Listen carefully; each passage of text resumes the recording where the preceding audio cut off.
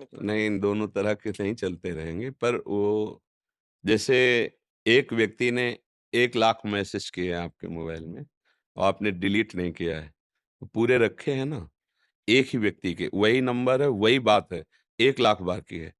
अब उसमें सिस्टम है एक-एक डिलीट करने केवल, सब एक साथ नहीं डिलीट कर सकते। अब वो आप एक डिलीट किए फिर वही आ गया, फिर डिलीट किया फिर वही आ गया। अब 1 लाख बार आपको जब डिलीट करना पड़ेगा तो आपको क्या लगेगा? ये कभी डिलीट होगा कि नहीं डिलीट होगा? लेकिन हो रहा है ना, तो हमारे अनंत जन्म हो गए, हमारी करोड़ों बार गंदी चेष्टाएँ हुई, करोड़ों बार पाप जनित कर्म हुए हैं और जब हम नाम जप करना प्रारंभ करते हैं तो डिलीट करता है। मन को निर्मल नाम ही करता है। उस मल का अब वही चैप्टर लाखों करोड़ों बार है, तो जब हर बार वही चैप्टर आता है तो हम ऊब जाते हैं और हमको लगता है क्या नाम कुछ कर रहा है कि नहीं कर रहा है, यद्यपि वो डिलीट हो रहा है। विश्वास मानिए, एक दिन इसी नाम के प्रभाव से ये सब गंदी बातें खत्म हो जाएँगी और भगवान की लीला प्रारंभ हो जाएगी।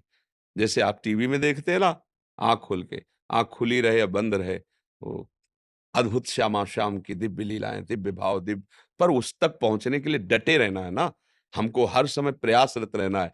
नया कोई गंदी बात का हमारे अंदर संस्कार जाने ना पावे, जो भगवत विरोधी है और पुराने की तुम अब चिंता मत करो। एक-एक नाम जो आप जप रहे हैं, वो पुराने हर संस्कार पर आक्रमण कर रहा है। इसीलिए हृदय संतप्त होता है। कभी-कभी मन बिल्कुल साथ नहीं देता। ऐसा लगता है भजन छोड़ दो, क्योंकि वो मन को निर्मल कर रहा है। अब आपको नाम छोड़ना नहीं, बस हिम्मत करके लगे रहना है। इह परलोक सकल सुख पावत, मेरी सो भैया कृष्ण गुण संचु। इस लोक में और परलोक में सदा परम सुख की प्राप्ति होगी, यदि आप नाम नहीं छोड़ेंगे तो। घबराना नहीं। एक समय ऐसा आता है नाम का कि आप छोड़ना भी चाहें तो नाम जप नहीं छूटेगा। उठते, बैठते, सोते, जागते हर समय वो छाया रहता है। जैसे आप सो रहे हैं तो नाम चल रहा है, जगे तो देखा नाम चल रहा है, तो घोर सुषुप्ति में भी नाम चल रहा था।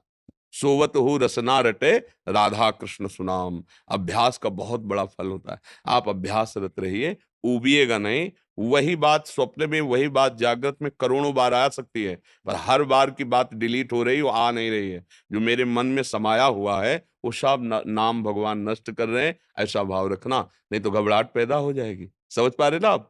हाँ, घबराहट होना तो ठीक है, पर परेशानी होती है फिर सवेरे उठते हैं तो हाँ, नहीं। कि नहीं, मतलब वो समझ नहीं पा रहे इसलिए ऐसा होता है। समझ जाओ तो आनंदित हो जाओगे। वो जा रहे हैं, अब आ नहीं रहे, क्योंकि नाम का पहरा है, आ तो सकते नहीं और अंदर जो गंदे विचार रूपी दुश्मन वो टिक सकते नहीं, उनको बाहर जाना पड़ेगा।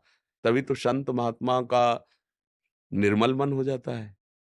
तभी तो हम उन्हें भगवत स्वरूप कहने लगते हैं। अगर नाम का प्रभाव ऐसा ना करता, तो हम सब एक ही शरीरधारी हैं, पांचभौतिक, हम सबके अंदर वही परमात्म तत्व है।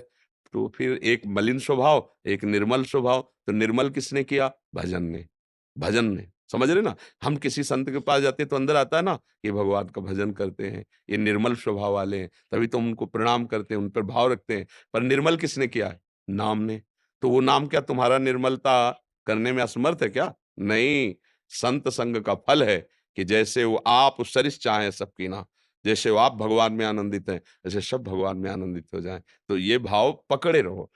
किसान भी जब अन्न फेंकता है खेत में, तो वो कितना इंतज़ार करता है, दूसरे दिन थोड़ी फसल काट लेता है। अंकुरित होता है, रक्षा करता है, सींचता है, बढ़ाता है, कई महीने के बाद वो फसल तैयार होती है, फिर उसको सुरक्षित घर लाता है। तो एक मन अन्न फेंका, तो बीसों मन अन्न हो जाता है। ऐसे ही हम जो भजन कर रहे हैं अविनाशी है, ये नष्ट होने वाला नहीं है। पर धैर्य रखो, दीर्घ काल तक भजन को छोड़ो मत, तब प्रभाव आपको समझ में आ जाएगा। तात्कालिक प्रभाव का जो प्रकट हुआ और नष्ट हुआ, ये भजन का फल नहीं होता। भजन का फल एक बार जहाँ प्रकट होना शुरू हुआ, फिर वो आपको उन्नति उठाता ही चला जाएगा, गिरने नहीं देगा। तब तक हिम्मत रखो, वो तुम्हारे पूर्व पीछे के जो पाप हैं, उनको भस्म कर रहा है। वो फ्री नहीं बैठा है, नाम अपना काम कर रहा है, अनर्थ निवृत्ति कर रहा है। बस धैर्य की ज़रूरत है, विश्वास की ज़रूरत है, दृढ़ता की ज़रूरत है। वो संतों के वचनों पर विश्वास रखो, आए हुए दुःख को धैर्यपूर्वक सह जाओ और दृढ़तापूर्वक नाम को पकड़ कर चलते रहो, काम हो जाएगा। जी।